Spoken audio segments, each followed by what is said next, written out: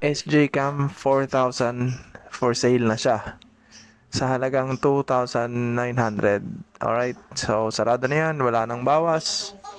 Ready to use setup na ang SJ Cam natin. At may mga kasama na ring accessories. Okay?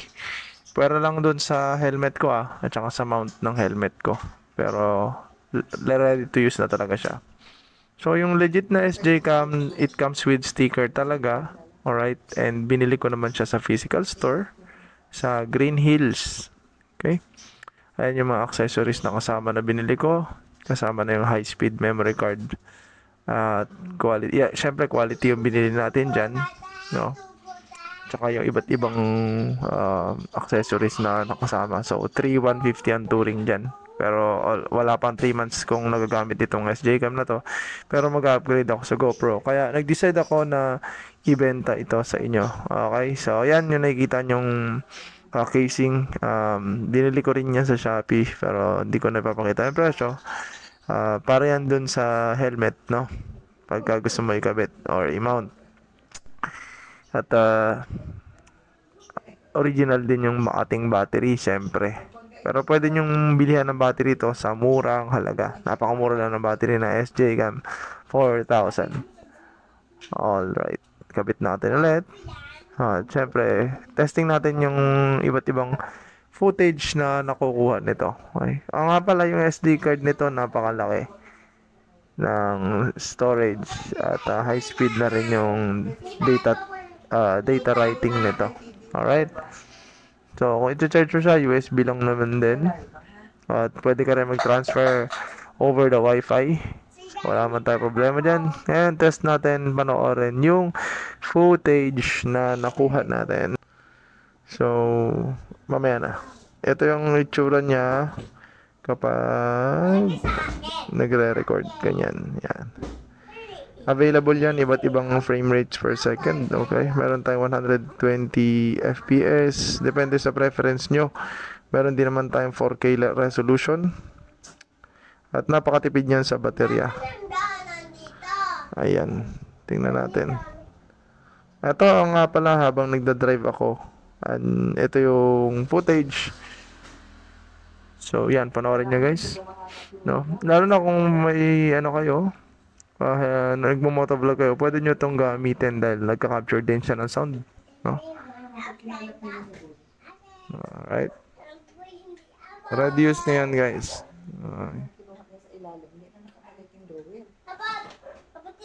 Rush sale to guys. Yan, yung mga settings natin.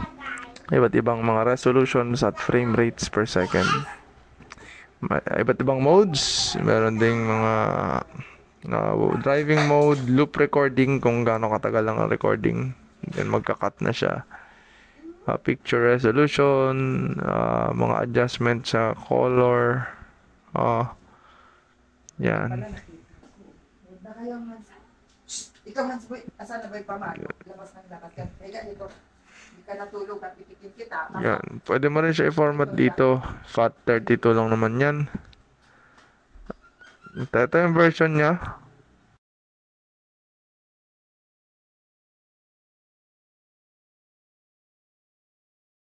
So, version 2021 siya, no? Ayan. Ayan yung firmware niya. Okay.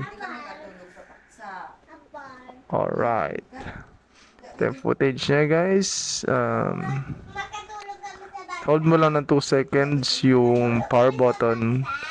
And then, mamamatay na siya. Ganon din naman kapag i-turn on mo siya. Vice versa. So, ito yung mga accessories. And, hindi kasama, ulitin ko, hindi kasama yung helmet ko at saka yung mount nun. Yun lang naman. Kasi bibili akong GoPro. And, ito, yung isa sa pinaka maganda natin freebie. Yung casing niya na underwater. Right. So, kahit umuulan, pwede ka pa rin mag-vlog habang tumatakbo sa ulan. Napakaganda. Alright. At, ayan guys. Alright. Pwede mo rin siya ipang swimming. Pwede mo rin ikabit sa helmet. Pwede pang dagat. Kasi nagamit ko na rin dati yung ganyan ko sa pang dagat. Okay? So, ayan yung ano niya, casing. So, legit siya. Ayan yung nalagyanan niya. At yung mga accessories na kasama pag binili nyo na. Halos hindi ko pa nagagalaw lahat talaga. So, lagay test natin sa water, no? Water test. Mababaw lang kasi hindi mo makikita sa timba eh. Pero legit yan. Okay. Tested na rin yan. Na-test na yan. So, kahit na nasa ilalim siya ng tubig, malinaw pa rin ang kuha niyan. At, yun, tignan nyo. Ang linaw pa din.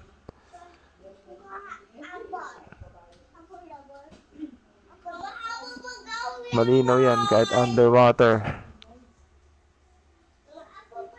At nakukuha rin naman yung sound kahit underwater, guys.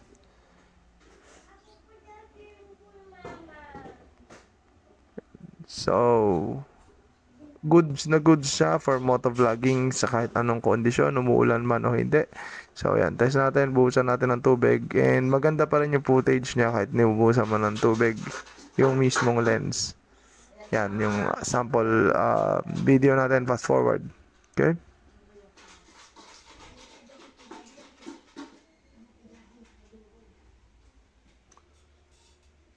So, yan.